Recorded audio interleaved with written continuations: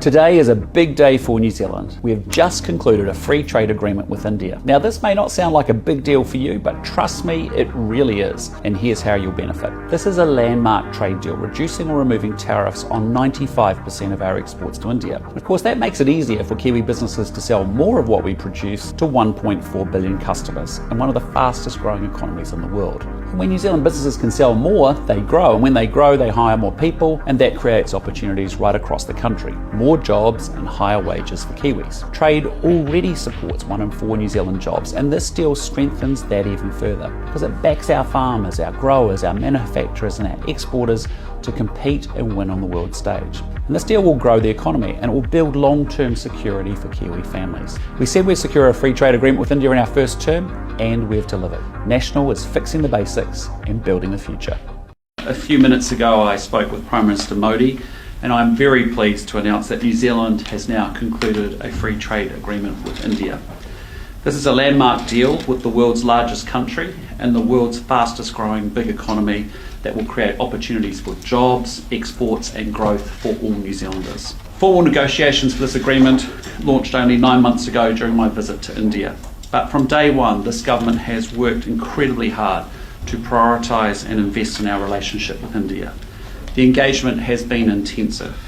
The result is a high quality trade agreement with a trusted partner that will deliver deep and lasting benefits for New Zealand.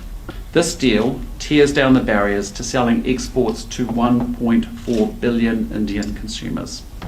This historic agreement removes or reduces tariffs on 95% of New Zealand's exports to India, amongst the highest of any Indian FTA.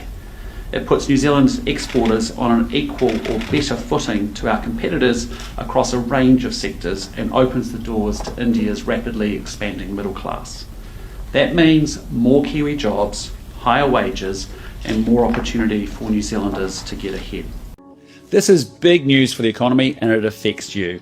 New Zealand has just concluded a free trade agreement with India. Now that might sound a bit technical, but it's a big deal for New Zealanders, and here's why. This opens the door to 1.4 billion customers and one of the fastest growing economies in the world.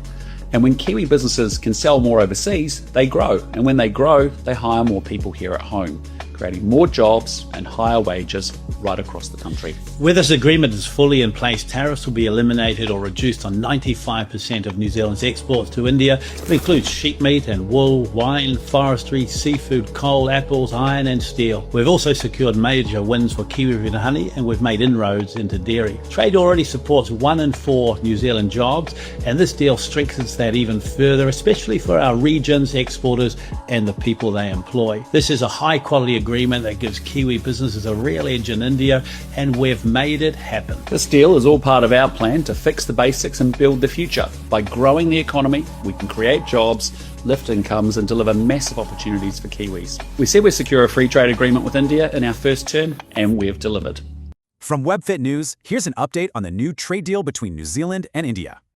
After long negotiations, the free trade agreement between the two nations is now officially done. But not everyone's on board. Government coalition partner New Zealand First says they don't support it.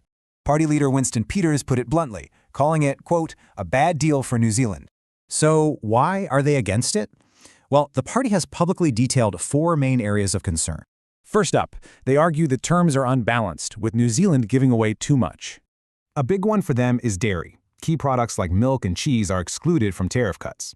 And that's a huge deal. We're talking about a $24 billion annual export industry.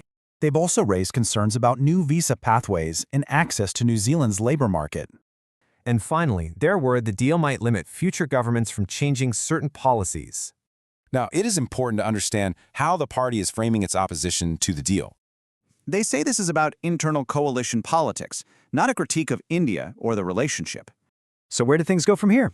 The agreement will now move forward into the legislative process. New Zealand First has confirmed they'll vote against it, which sets the stage for more debate.